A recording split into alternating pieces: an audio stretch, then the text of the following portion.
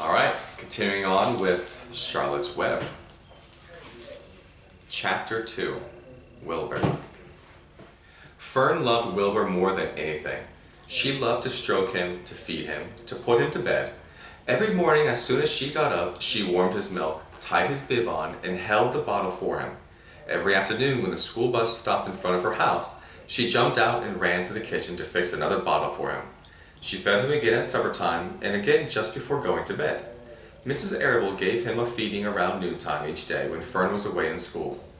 Wilbur loved his milk, and he was never happier than when Fern was warming up a bottle for him. He would stand and gaze up at her with adoring eyes. For the first few days of his life, Wilbur was allowed to live in a box near the stove in the kitchen. Then, when Mrs. Arable complained, he was moving to a bigger box in the woodshed. At 2 weeks of age, he was moved outdoors. It was apple blossom time, and the days were getting warmer. Mr. Arable fixed a small yard specially for Wilbur under an apple tree, and gave him a large wooden box full of straw, with a doorway cut in it so he could walk in and out as he pleased. "Won't he be cold at night?" asked Fern. "No," said her father. "You watch and see what he does." Carrying a bottle of milk, Fern sat down under the apple tree inside the yard. Wilbur ran to her, and she held the bottle for him while he sucked. When he had finished the last drop, he grunted and walked sleepily into the box. Fern peered through the door. Wilbur was poking the straw with his snout. In a short time, he had dug a tunnel in the straw. He crawled into the tunnel and disappeared from sight, completely covered with straw. Fern was enchanted. It relieved her mind to know that her baby would sleep covered up and would stay warm.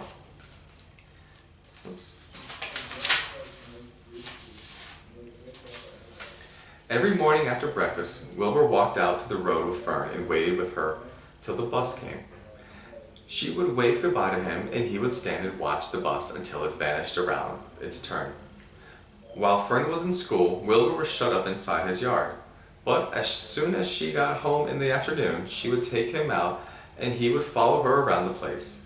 If she went into the house, Wilbur went too. If she went upstairs, Wilbur would wait at the bottom step until she came down again. If she took her doll for a walk in the doll carriage, Wilbur followed along. Sometimes on these journeys, Wilbur would get tired, and Fern would pick him up and put him in the carriage alongside the doll. He liked this. And if he was very tired, he would close his eyes and go to sleep under the doll's blanket. He looked cute when his eyes were closed because his eyelashes were so long. The doll would close her eyes too, and Fern would wheel the carriage very slowly and smoothly so as not to wake her infants. One warm afternoon, Fern and Avery put on bathing suits and went down to the brook for a swim. Wilbur tagged along at Fern's heels. When she waded into the brook, Wilbur waded in with her. He found the water quite cool, too cold for his liking. So while the children swam and played and splashed water at each other, Wilbur amused himself in the mud along the edge of the brook, where it was warm and moist and delightfully sticky and oozy. Every day was a happy day, and every night was peaceful. Wilbur was what farmers call a spring pig, which simply means that he was born in springtime. When he was 5 weeks old, Mr. Arable said he was now big enough to sell and would have to be sold. Fern broke down and wept, but her father was firm about it. Wilbur's appetite had increased. He was beginning to eat scraps of food in addition to milk. Mr. Arable was not willing to provide for him any longer. He had already sold Wilbur's 10 brothers and sisters. "He's got to go, Fern," he said. "You have had your fun raising a baby pig. But Wilbur is not a baby any longer, and he has got to be sold." "Call up the Zuckermans," suggested Mrs. Arable to Fern. "Your Uncle Homer sometimes raises a pig, and if Wilbur goes there to live, you can walk down the road and visit him as often as you like."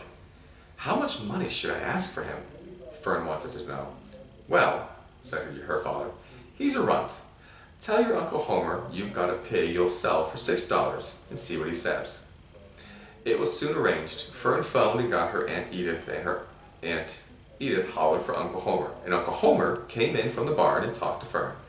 When he heard that the price was only $6, he said he would buy the pig.